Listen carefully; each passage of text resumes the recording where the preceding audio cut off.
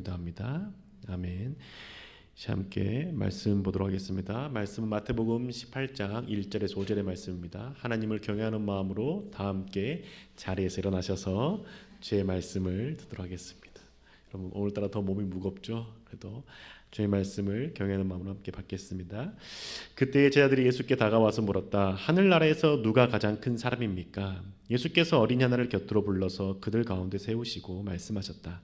내가 진정으로 너희에게 말한다. 너희가 돌이켜서 어린이들과 같이 되지 않으면 절대로 하늘나라에 들어가지 못할 것이다. 그러므로 누구든지 이 어린이와 같이 자기를 낮추는 사람이 하늘나라에서는 가장 큰 사람이다. 또 누구든지 내 이름으로 이런 어린이 하나를 영접하면 나를 영접하는 것이다. 이는 살아계신 하나님의 말씀입니다. 자리에 앉아주시기 바랍니다. 기도하겠습니다. 주님, 주의 말씀 앞에 섭니다. 전하는 자나 듣는 자나 주의 말씀에 귀 기울이게 하여 주시고 주의 말씀에 우리의 마음을 깨트리는 자가 되게 하여 주시고 나의 것을 취하는 게 아니라 주의 것을 취하며 살아가는 저희를 되게 인도하여 주옵소서. 우리 삶 가운데 왕 되신 우리 주 예수 그리스도 이름으로 기도합니다. 아멘. 많이 피곤하시죠? 제가 오늘은 최대한 요약해서 20분 안으로 말씀을 전하려고 하니 그 은혜가 내게도 임하고 여러분에게도 임하기를 원합니다. 여러분 수련의 기간 동안 우리 모세의 삶에 대해 살펴봤죠. 모세는 태어나서 3개월 뒤에 죽을 뻔했지만 어머니가 나일강에 띄워서 살았습니다. 그리고 왕자의 신분으로 주께서 살게 하셨죠. 노예로 태어난 자가 왕자가 된 것입니다. 모세는 그 왕자로 살아가면서 어머니가 가르쳐주는 말씀, 요셉의 유언에 대해서 듣고 자랐으며 자신을 통해서 구원이 이루어질 거라고 생각을 했습니다. 그래서 그 구원을 이루려고 했지만 실패했고 바로 도망치죠. 도망쳐서 광야에서 살아가고 있는데 80세가 되었던 그 어느 날 하나님께서 부르셨습니다. 그런데 그 부르심에 순종할 수 없었습니다. 왜냐? 과거의 실패를 경험했기 때문입니다. 두려움에 사로잡혔던 것이죠. 하나님께서 모세를 혼내셨고 그 혼난 모세는 하나님께 순종하게 되죠. 모세는 이집트 땅에 들어가서 그 이집트의 10가지 재앙을 내리는 하나님을 보았습니다. 하나님을 신뢰하게 된 것이죠.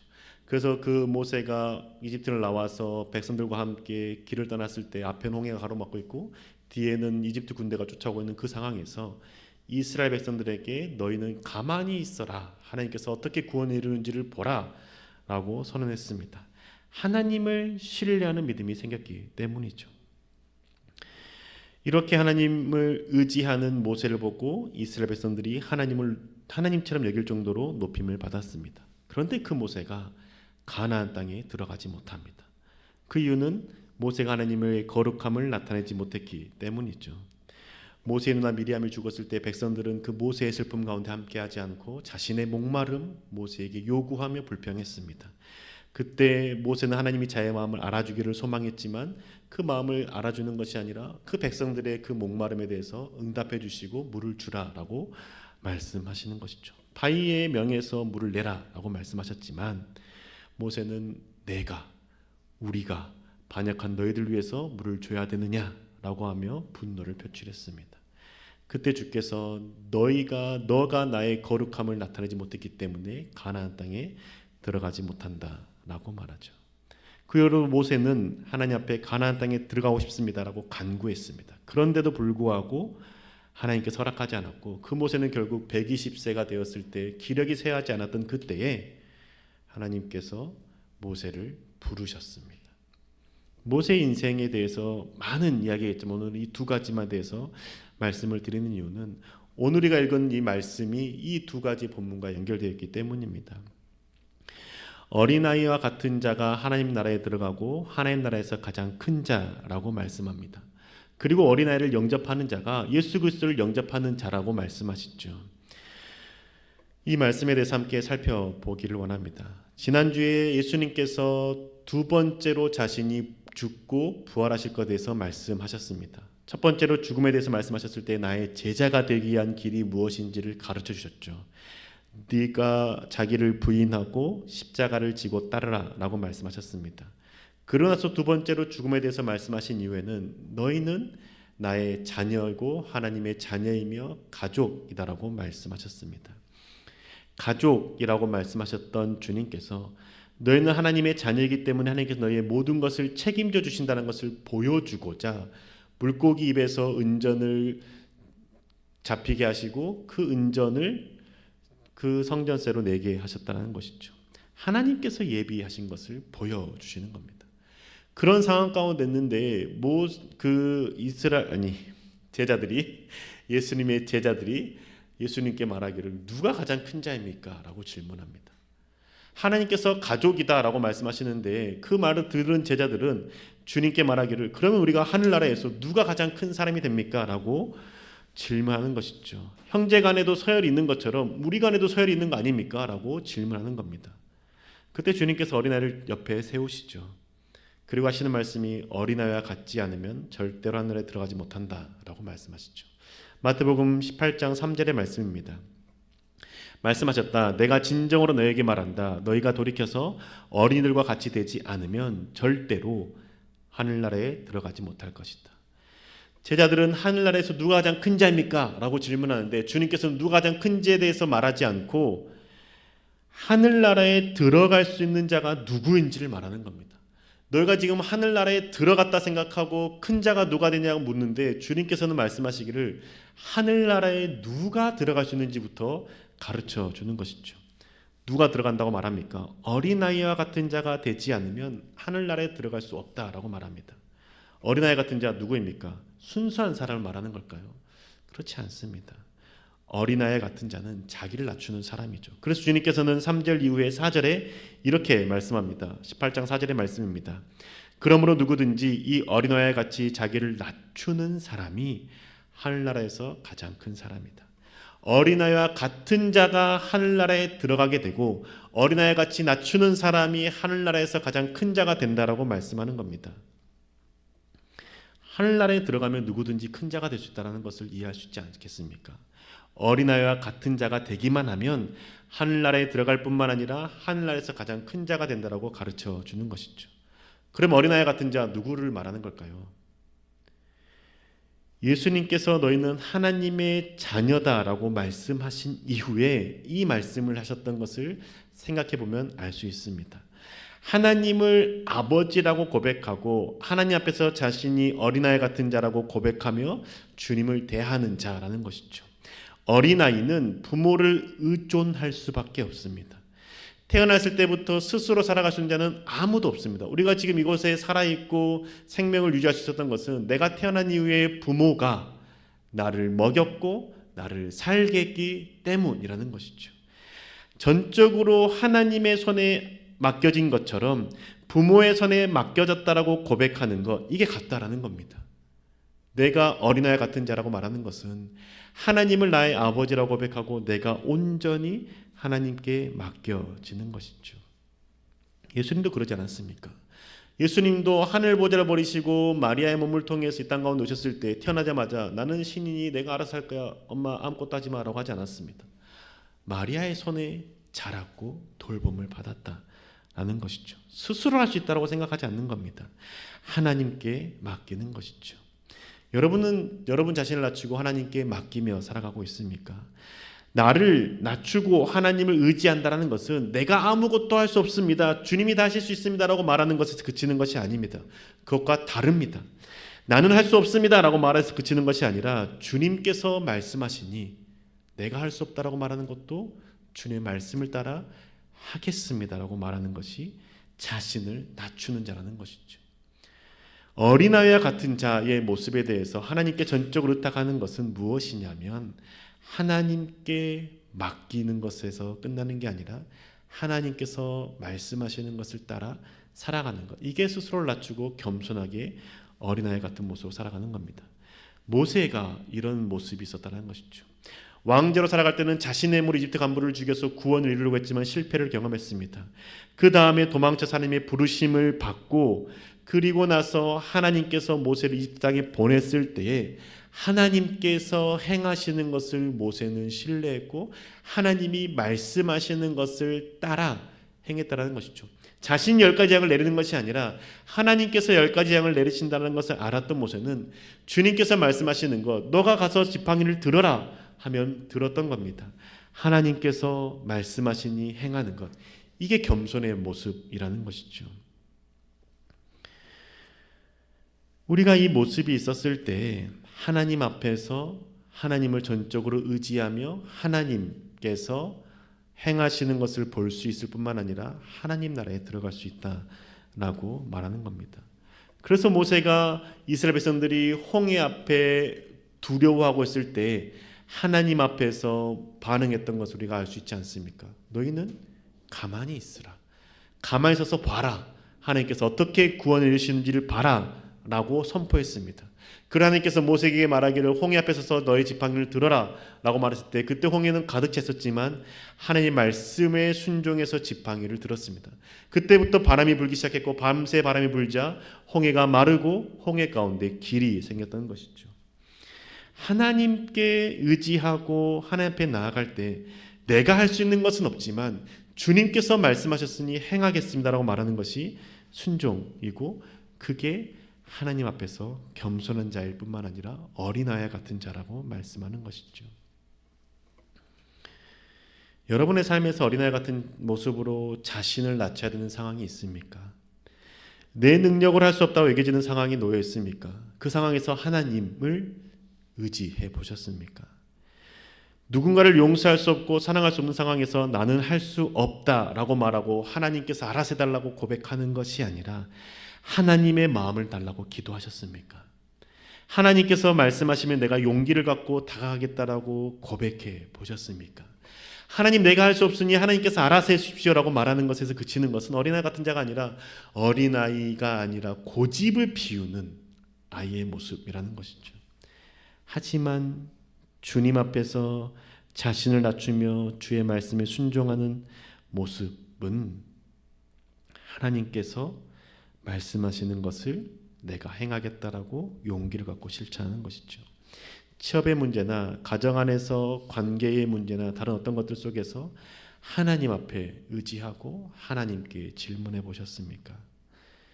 그때 하나님께서 우리 가운데 말씀하시고 그 말씀하시는 것, 생각나는 것을 따라 실천할 때 주님께서 하늘나라에 들어가는 자가 되게 하실 것이고 가장 큰 자가 되게 할 것입니다. 우리가 주님으로 인해서 하늘나라에 들어갈 수 있고 큰 자가 될 수 있습니다. 그런데 우리는 하늘나라에 들어가고 하나님의 자녀가 되는 방법 알고 있죠. 하늘나라에 들어가고 하나님의 자녀가 되는 방법을 알고 있는데 그게 무엇입니까? 주님을 영접하는 것 아닙니까? 주님을 영접하는 자가 곧 하나님의 자녀가 되는 권세를 주셨다라고 주님께서 말씀하고 있지 않습니까?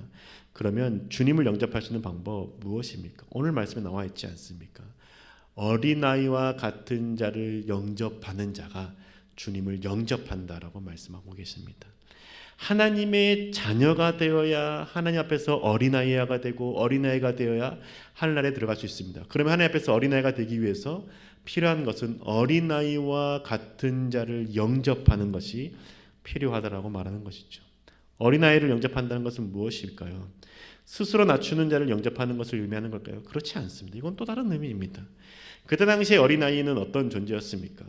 사람 취급받지 못하는 존재였습니다.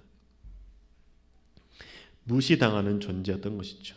사람 대접을 해주고 싶지 않은 사람, 무시할 만한 사람을 예수님의 이름으로 대접하는 것이 곧 주님을 영접하는 것, 어린아이를 영접하는 것이라고 말씀해 주고 있는 겁니다.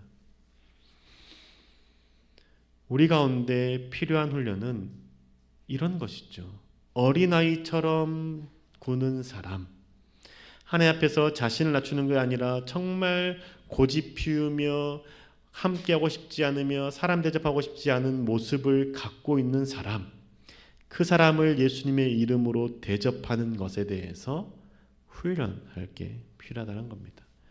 근데 모세가 이 부분에 있어서 넘어졌던 것이죠. 감정에 치우치다 보니까 그걸 하지 못했던 겁니다. 수련 때도 얘기 드렸지만 모세가 하나님으로부터 칭찬을 받고 자존감 회복되어지고 사람에 대한 눈치 보는 것을 이제는 그쳤습니다. 그런데 사랑하는 누나가 죽은 그때에 마음이 많이 슬펐는데 백성들은 그 모세의 마음을 알아주지 않고 공감하지 않고 함께 슬퍼하지 않는 것이죠. 자신의 목마름, 자신의 필요만을 모세에게 이야기해 주는 겁니다. 왜 우리를 광야를 끌고 나와서 목말라 죽게 하느냐라고 쏟아내는 것이죠.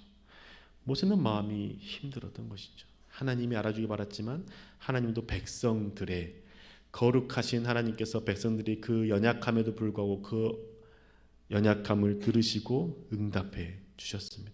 그래서 하나님의 그 거룩함을 나타내 주셨던 것이죠.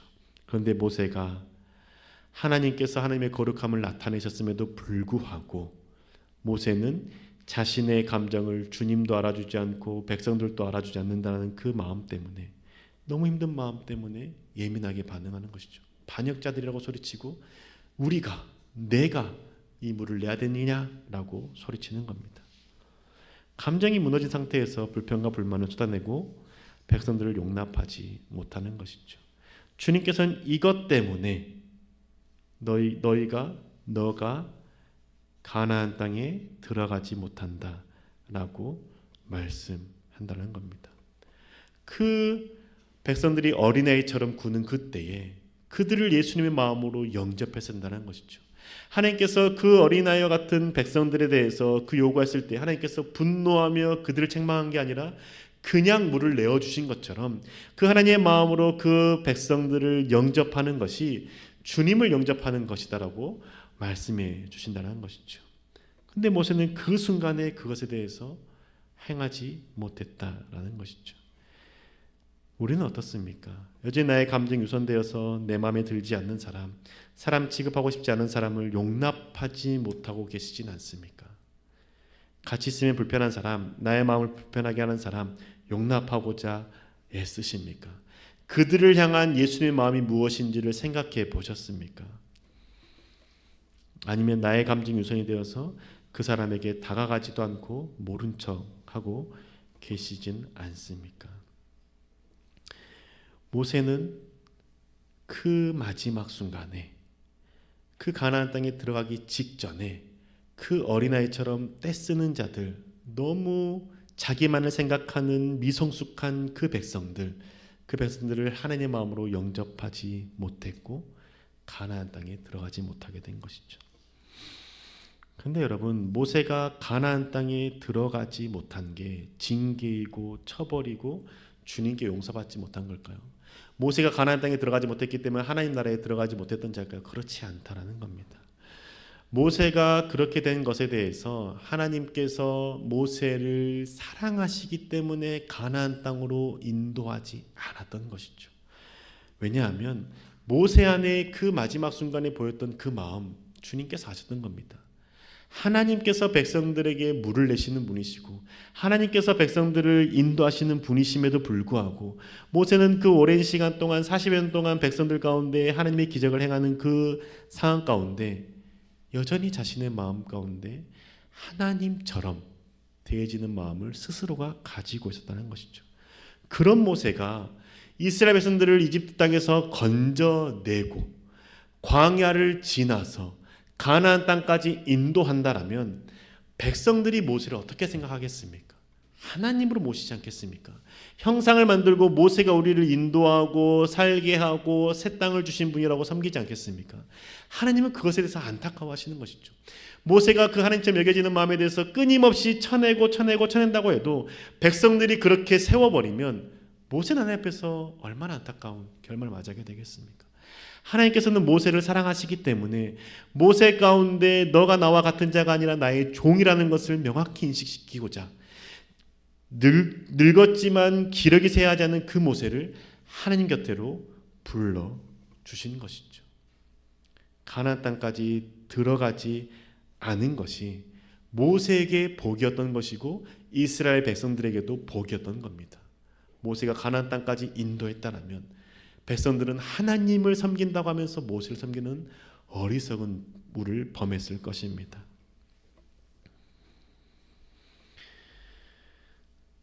사랑하는 교회 여러분, 우리 하나님 앞에서 어린아이와 같은 자가 됩시다. 내가 할 수 있는 것이 아니라 하나님께서 행하실 수 있음을 고백하는 자가 됩시다. 그래서 하나님께 맡기고 하나님께서 하시는 말씀에 순종해 봅시다. 나는 내 힘으로 할 수 있는 게 없습니다라고 고백하는 그 마음, 겸손히 주님 앞에 자신을 낮추는 그 마음, 그리고 주님, 내가 할 수 없는 것처럼 보이는 상황 가운데 주님이 함께 하시고 주님이 말씀하시면 순종하겠습니다라는 마음이 어린아이 같은 자로 자신을 낮추는 자라는 것이죠. 그리고 그 자리까지 가기 위해서 필요한 과정이 어린아이처럼 고집 피우고 위성숙하고 연약한 사람을 예수님의 이름으로 영접하고 사랑하고 대하는 것이죠. 그게 하나님의 자녀가 되는 권세를 누릴 수 있다라고 말하고, 그러할 때 우리가 주님 앞에서 겸손한 자로 살아갈 수 있는 것이죠. 저 사람을 내가 사랑할 수 없으니 주님께서 저 사람을 변화시켜 달라고 말하기 전에 주님, 내가 주님이 주시는 마음을 갖기를 원합니다 라고 고백하는 것이 어린아이 같은 자를 용납하고 하나님의 자녀로 살아가는 자의 모습이 될 것입니다. 우리 내 삶의 모든 자리에서 내가 주님만을 의지하는 자가 되기를 결단하고, 또한 연약한 자를 주님이 사랑하시고 용납하셨기 때문에 그 마음을 가지고 용납하며 사랑하기로 결단하는 저와 교회 여러분 되시기를 주님으로 축복합니다. 함께 시간 찬양하며 주님 앞에 결단하며 나아가기 원하는데요.